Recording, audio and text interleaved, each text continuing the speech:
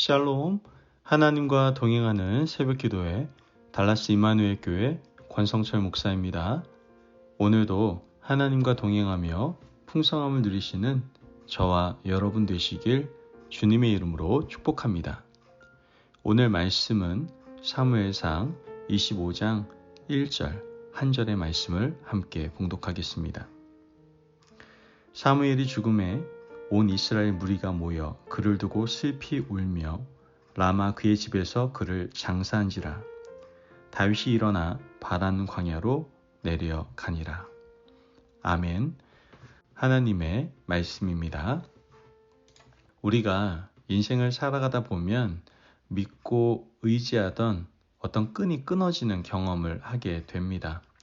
그것이 자신을 든든히 뒷받침해 주던 부모님일 수도 있고요. 지인일 수도 있습니다. 친구일 수도 있겠죠. 또 어떤 사람에게는 그 부분이 재정일 수도 있고 그 외에 다른 요소일 수도 있을 겁니다. 이처럼 의지하던 끈이 끊어졌을 때 이제 앞으로 어떻게 해야 되나 굉장히 막연한 감정이 들게 됩니다. 오늘 다윗이 바로 그런 상황이었던 것이죠. 오늘 본문 1절 말씀에 사무엘이 죽음에 온 이스라엘 무리가 모여 그를 두고 슬피 울며 라마 그의 집에서 그를 장사한지라. 다윗이 일어나 바란 광야로 내려가니라. 말씀을 보면 사무엘이 죽었습니다. 사무엘의 죽음은 다윗에게 있어서는 굉장히 큰 충격이었을 겁니다. 왜냐하면 사무엘은 다윗이 광야에서 도피 생활하도록 뒷받침해주는 든든한 배경이었고 다윗에게 있어서는 마지막 보루이며 믿는 구석이었기 때문입니다. 다윗은 지금 누가 보더라도 고단하고 어려운 광야 여정을 보내고 있지만 사실 조금 더 들여다보면 충분히 이러한 생활을 견딜 만한 명분과 이유가 있었습니다. 왜냐하면 지금 이 광야 고난의 기간을 보내고 나면 뭐가 돼요? 왕이 될 것이기 때문이었죠. 다윗은 이렇게 생각을 했을 겁니다. 내가 지금 비록 몸은 광야에 있지만 나는 하나님이 기름 부어 세우신 왕이다. 내가 왕궁에 돌아가면 반드시 왕으로 등극할 것이다. 다윗이 이렇게 생각할 수 있었던 이유는 바로 누구 때문이에요? 사무엘 때문입니다. 사무엘이 자신에게 기름을 부어 왕으로 세워주었기 때문이죠. 비밀스러운 언약이었지만 여러분 사무엘이 누굽니까? 온 이스라엘 백성들에게 존경과 사랑을 한 몸에 받는 하나님의 사람이고 선지자며 이스라엘의 마지막 사사 아닙니까? 그러한 사무엘이 자신의 집에 와서 기름을 부어주었습니다.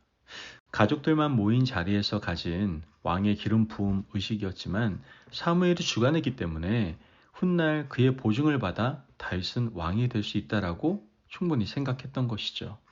그래서 다윗은 광야에서 어려운 시간을 보내면서도 사무엘을 향하여는 귀를 세우고 있었고 사무엘이 살아 있어야 된다라는 생각을 항상 가지고 살았던 겁니다. 사무엘은 다윗에게 있어서 최후의 보루였고 마지막 믿는 구석이었던 것이죠. 그런데 그런 사무엘이 죽었습니다. 아무런 말 없이 기록도 남기지 않은 채 허무하게 사무엘이 죽고 만 거예요.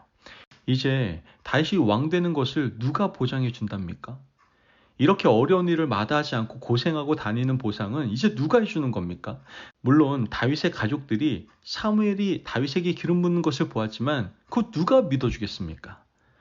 광야 여정의 다윗을 전반부와 후반부로 나누는 기준이 있다고 한다면 바로 사무엘의 죽음일 겁니다.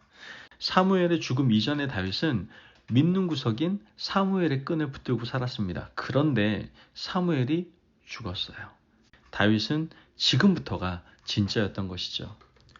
우리 그리스도인들이 살아갈 때 우리는 인간적인 많은 끈들을 붙들고 살지 않습니까? 하나님께서는 우리를 광야로 내모시고 광야에서 살게 하실 때 믿는 구석들을 단절시켜가는 것을 경험하게 됩니다. 다 끊어내신다는 것이죠. 마지막 최후의 보루였던 사무엘마저 다윗에게 끊어낸 것처럼 하나님이 작정하고 훈련시키고자 하실 때에는 마지막 끈까지 다 끊어버리십니다. 사울의 죽음은 다윗에게 있어서 인간적인 파선 선고와 다를 바가 없었다는 것이죠. 여러분, 우리가 붙들고 있는 믿는 구석이 무엇인지는 모르지만 그 끈이 떨어졌을 때 그때부터가 진짜라는 것을 기억해야 됩니다.